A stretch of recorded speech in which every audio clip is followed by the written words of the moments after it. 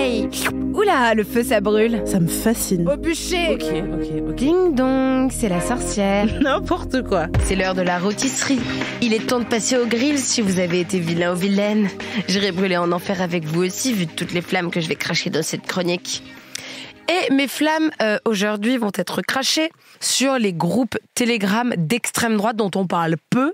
On va souvent essayer de parler, tu vois, en ce moment, il y a Macron et tous les gens qui sont en mode genre les jeunes, ils prennent en vidéo les émeutes, du coup, ils savent où ils doivent être et franchement, ça aide à la violence et tout. Mais quid des conversations des mecs d'extrême droite qui nous épinglent à part un, vraiment avec des commandes, en te disant, trouve cette personne, frappe-la, filme. Comme Mathieu Mollard. En donnant les...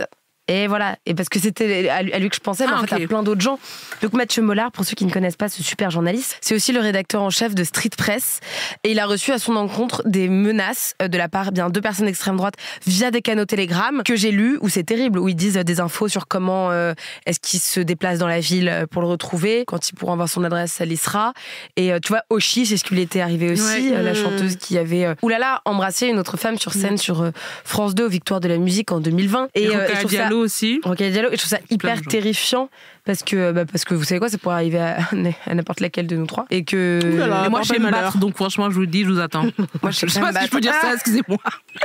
Mais bref, je voulais dire mon soutien à Mathieu Mollard et qu'on commence à s'alerter sur le fait que le terrorisme d'extrême droite, c'est pas pris au sérieux par la police, il y a beaucoup d'impunité. Par contre, c'est pris très au sérieux par les services de renseignement. Je crois que je l'avais déjà dit dans un épisode précédent, mais maintenant c'est devenu la deuxième source d'enquête après le terrorisme islamique, parce que ils passent vraiment à l'acte, ils sont vraiment en train de s'organiser en réseau, dû à l'impunité, on y est toujours. Genre, quand il y a une milice à Lyon de 80 ou 100 mecs qui se trimballent dans la street en disant qu'ils sont là pour tuer des Arabes ou des Noirs, il n'y a pas de police qui les encadre, ils sont jamais au même endroit, au même moment. Coïncidence, je ne crois pas. Il y a eu quoi là? Il y a eu une voiture, alors là pour le coup, qui a été arrêtée avec 2 types qui avaient 3 fusils et une centaine de munitions pour tuer du noir et de l'arabe, chose qu'ils ont dit à la police en toute détente. Il faut se sentir dans un pays où tu dis ça en toute détente. Bien déjà. sûr. Mais oui, de toute façon, vous vous souvenez du policier qui est venu en live et qui a dit, non, c'est un syndicat de police, je pense, il a dit que le mot bonus c'était acceptable. Vous vous souvenez plus? Si, mais de toute façon, est-ce que c'est étonnant? Non, mais les tweets des syndicats de police, moi j'ai l'impression que c'est le mec bourré à côté du mec bourré au PMU. Mort qu'un policier mort.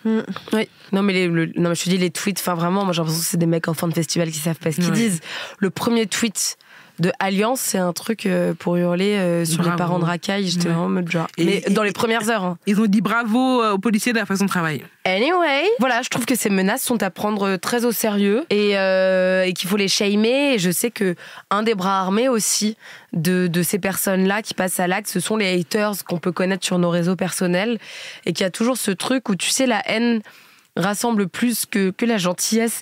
Et il y a un peu un truc où on n'a pas le réflexe de les signaler. Nos abonnés, même s'ils nous suivent, ils n'ont pas le réflexe de répondre à ces gens méchants dans les commentaires.